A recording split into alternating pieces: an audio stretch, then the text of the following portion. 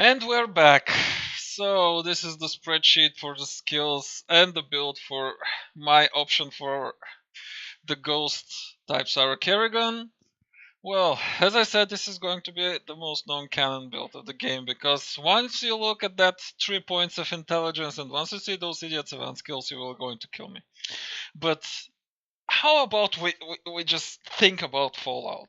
So, what makes Sarah Kerrigan amazing? She can cloak, she can read minds. She's psionic, and that's pretty much her main assets. Of course, apart from the fact that she's a great shot and she can kill pretty much everything in a single shot. But the thing is, this is Fallout 4. What would happen if our little Sarah Kerrigan lost her all of her psychic and psionic powers? What would she be left with? Yeah, that's exactly the thing. She'll be left with only with her skills and her amazing gunplay. So this is what I was thinking when I was making this build, because I do have my reasoning behind it, but I'm pretty sure you will be seeing it in a different way. But just bear with me, I will explain why is that so. The thing is, 3 intelligence is not a bad thing. Once you find the bobblehead, you will make that 4, and if you check wiki, the one of the best combinations between idiot savant and intelligence is actually 4 points of intelligence and full and second level of idiot savant, because you will get the most experience out of this combination. So it will be like on max level you will be looking at an average of 1.45 or something increase in experience, which is even more than full intelligence build, unless you really work really work on max intelligence and eventually turn the tables around. But yeah, as I said, this is a great start for the time being. So her special skills, and I will explain why is that so, will be 1 strength, because she is relatively frail as she is a woman. 9 perception, which will turn into 10 after we get the bubble hit, because she is really perceptive. She can she can shoot from a very long distance. She has 1 endurance, because the people who played StarCraft know really well that once she gets discovered from her cloak, you really need to get her out of combat very quickly, otherwise she will die in no time and you will lose the mission. I know many people will complain about the 1 charisma, but no worries, we are going to improve that stat and eventually she will be pretty charismatic. 3 intelligence we need it for gun nut. Eventually it will be 4, and as I said, with idiot savant 2 we will be looking at a good amount of experience. So this build levels up rather quickly. Just never doubt that. 7 agility is needed in order to get the best perks in the agility tree that will support a sniper build.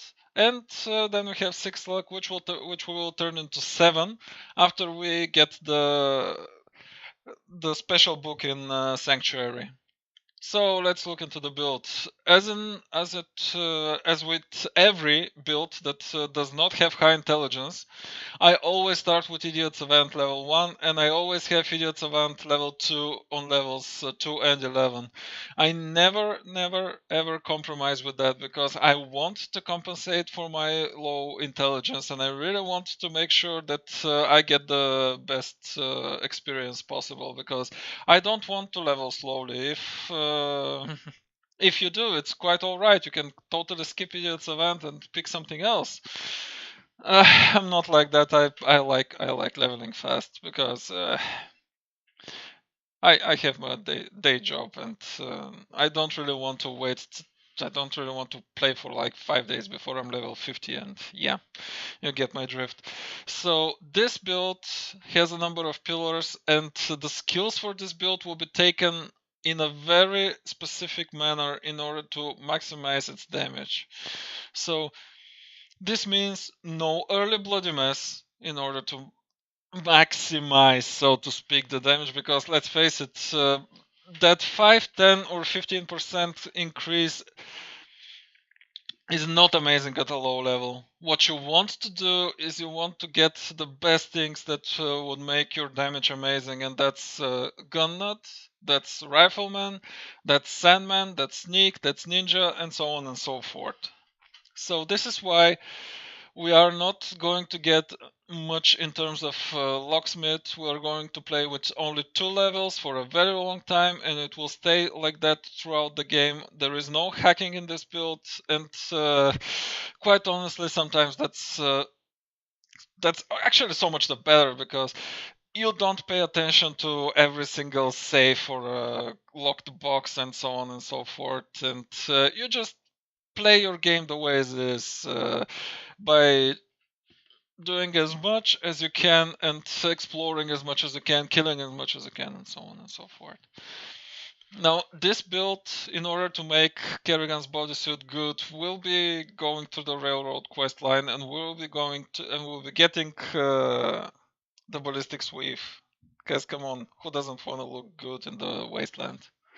That's half of the immersion, so to speak. Although Kerrigan's bodysuit is not all at all immersive, but big deal. So, what do we have here? So, we have Idiot's Event 1 on level 2, then we get Gun Nut and Rifleman 1 very quickly.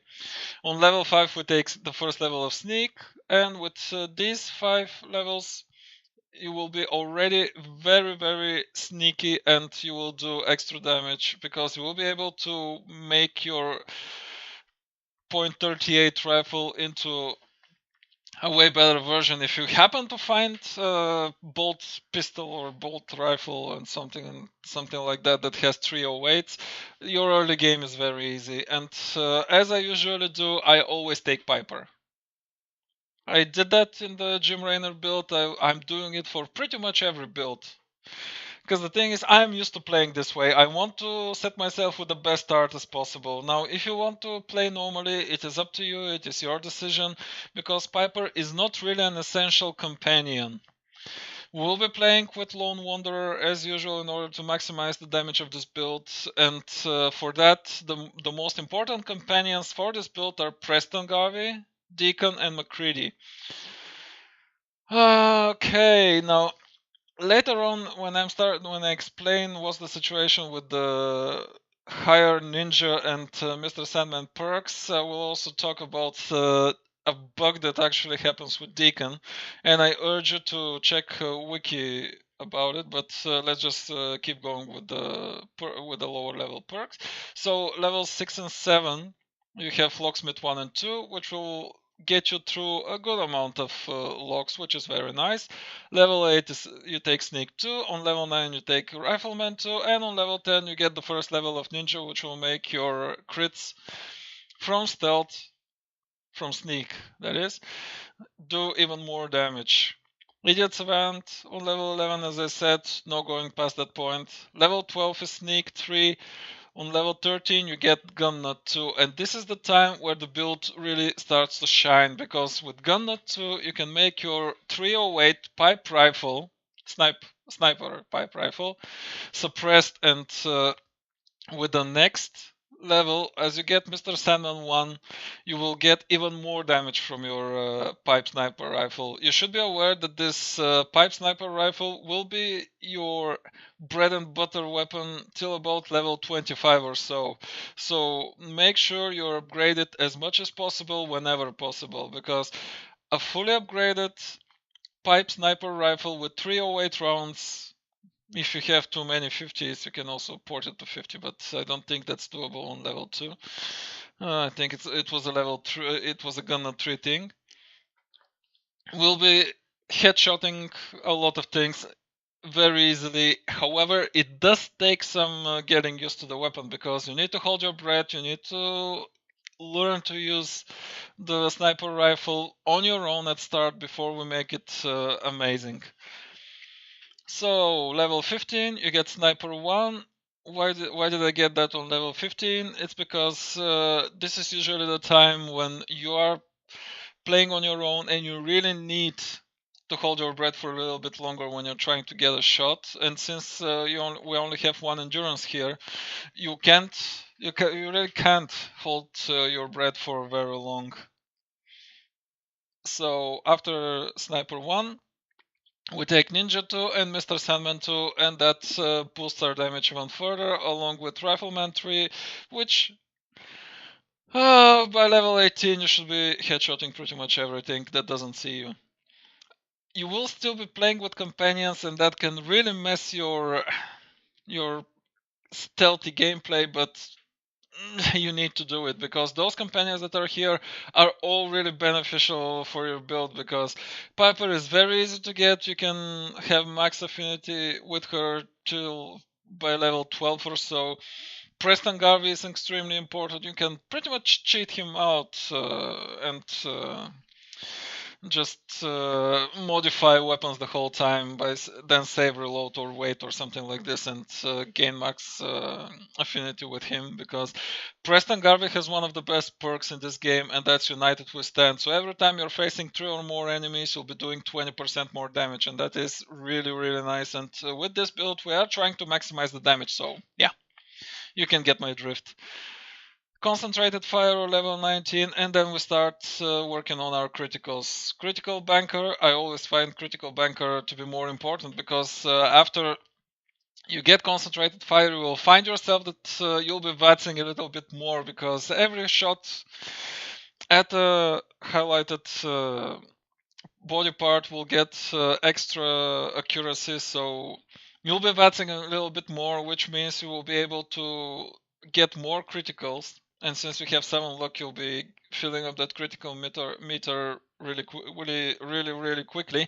And the thing is, I personally prefer to have a second critical before I start using the extra damage for criticals. So this is why I first take critical banker, then the better criticals, and then add immediately a second level in critical banker, which allows you to have 2 saved crits plus the crit that's filling your meter right now. So if you have a full meter plus those 2 stars, then you in essence you have 3 crits, which is really nice. You can pretty much one-shot a legendary enemy on survival with the amount of crits and damage that you have so far. Then we take Sneak 3, and this makes us even more sneakier. Sniper level 2 is kind of okay. I absolutely don't mean that Sniper level 2 is bad, but as in the most of the builds that I make, if I dislike a certain perk level, I take it immediately before the next perk level. In this case, on level 26 you get Sniper level 3. Now the thing is, I'm not going past the breakpoints for Gun Nut, and I will always pick Gun Nut as the first option. Level 13, level 25, and level 41. The thing is, it's level 40, but I like Lone Wanderer more than I like Gun Nut, because Gun Nut 4 does only one thing, and it is to suppress your combat rifle. So, back to the build. Gun Nut 3 and Sniper 3. With Sniper 3, you will be doing even more. You'll get even more accuracy on headshots, and that is really amazing, because that's pretty much everything you will be needing to do. You really want to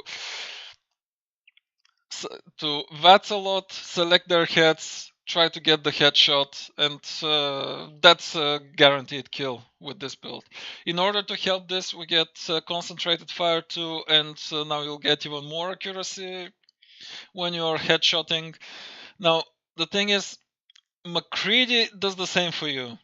He will give you 20% more accuracy when you're trying to headshot. And the thing is, I also believe that McCready's perk is bugged right now, and I sure as hell hope they fix it. But it does sort of kind of look appropriate, because you should have like 50% chance to hit the head with 10 perception. Then you'll get your bonus from concentrated fire, which is like 10, 15, or 20%. Then you'll get your sniper 3, which is 20%, and it should amount to 95, even if McCready's is like 20, but don't quote me on that. Many people say it's bugged, and I tend to believe them. So back to the build. On level 28, you get Battle Criticals 2.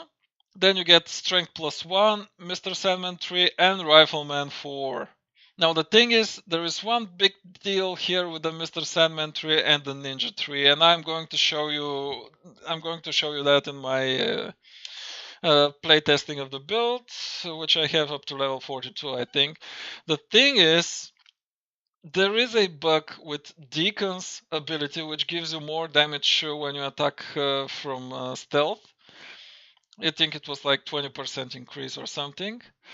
And Mr. Sandman and the ninja perks. So if you take McCready's ability before you take Mr. Sandman and or ninja perks, you will be doing less damage on the average with your multiplier. So the best possible case is 6.3 times multiplier, and as you see in my build, I have only 5.4, which means I really picked the shortest throw over there.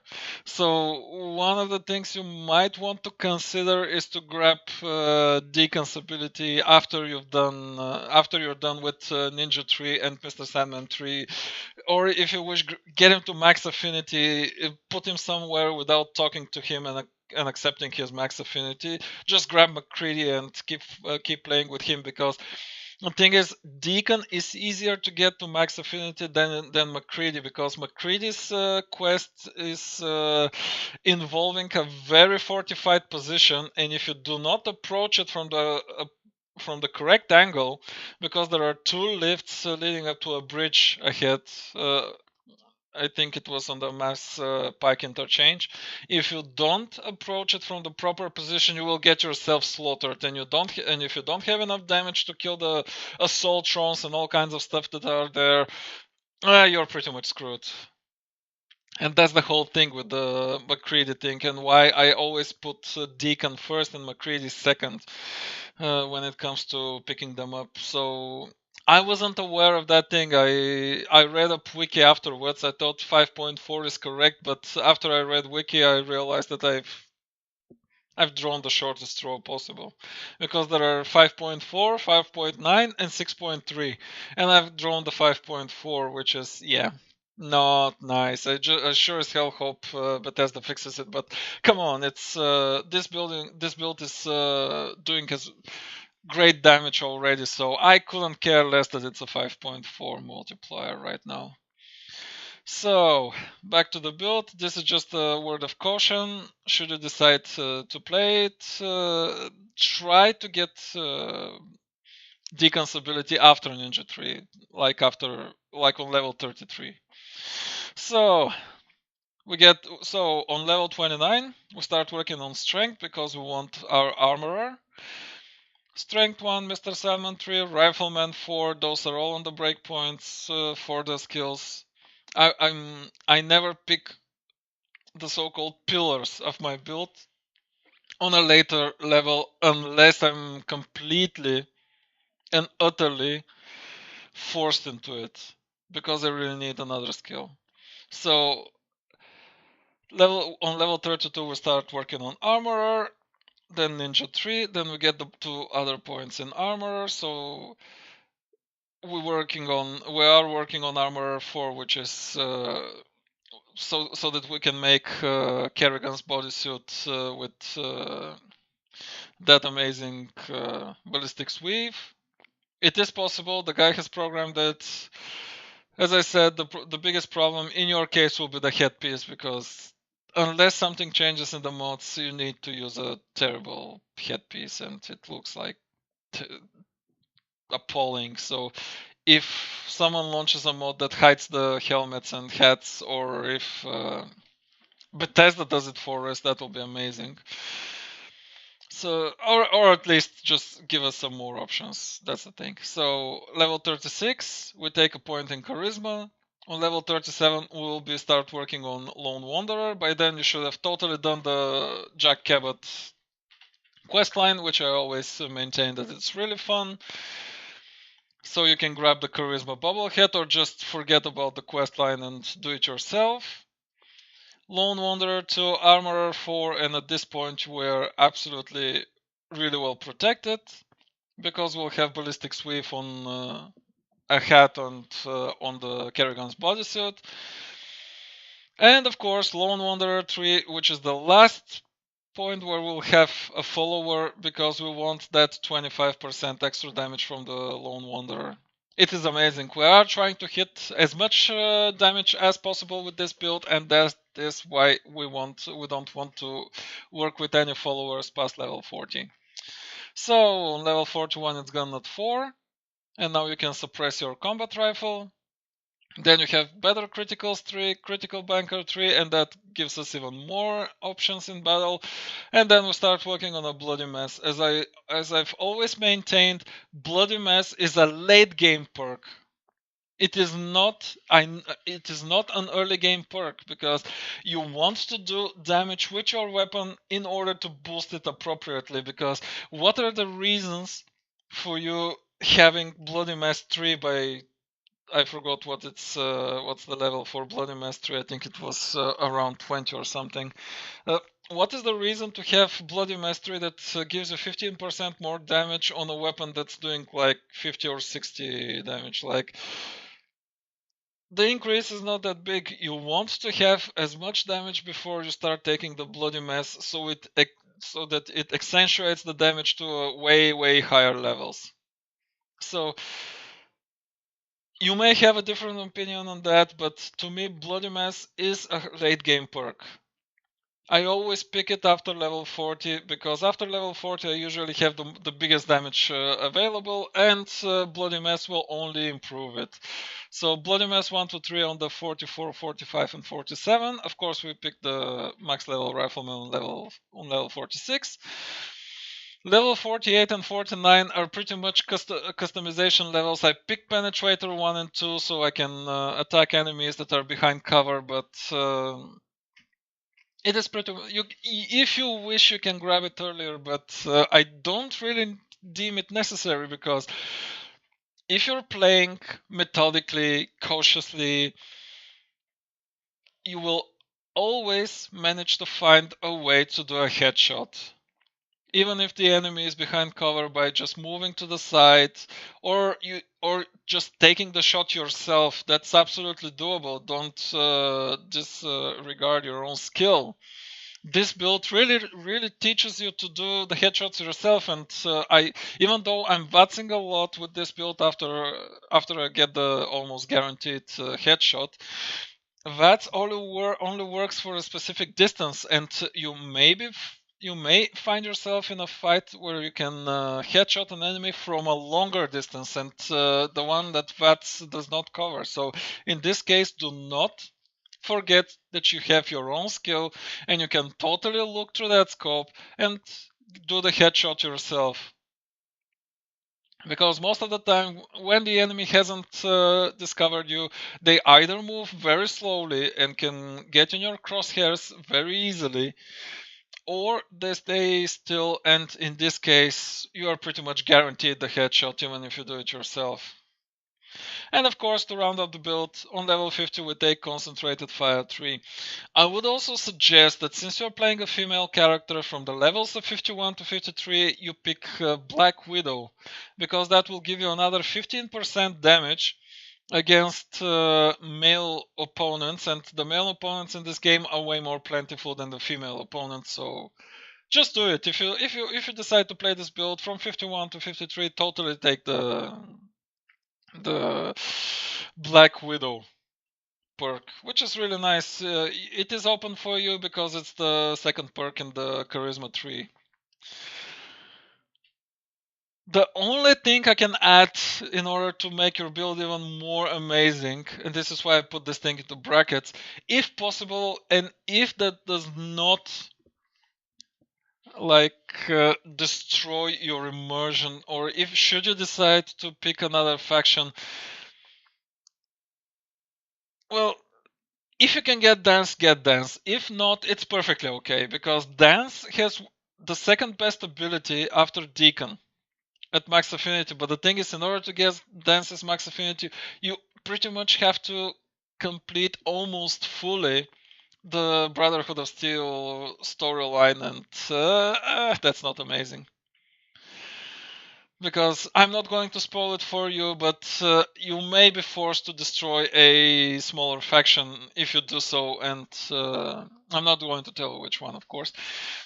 And that's not amazing just to get dance if you want to play with that other faction that's about to get destroyed. And yeah, but dance's ability gives you 20% extra damage against ghouls, super mutants, and synths, and that is the second best pretty much, yeah, the second best affinity perk after Presence, which gives you 20% damage all around if you're facing more than one enemy, more than two enemies actually. It kicks out at three or more. So yeah, that's pretty much the build up until level 50, or should I say 53 in our case.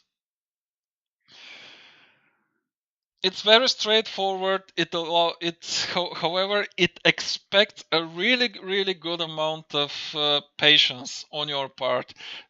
And many people who are used to first person shooters and so on and so forth are not exactly accustomed to this slow, sneaky gameplay where you hide behind trees, hide in the bushes, ghost, use stealth boys, and so on and so forth.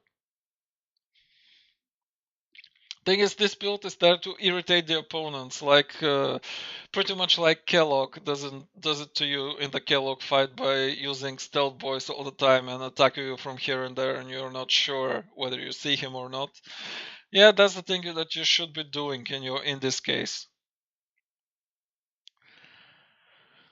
Alrighty, now that we've got this out of the way, we are totally free to play a little bit with this build and see how it works under different conditions. So, catch you in a second, guys, as we're diving into some game.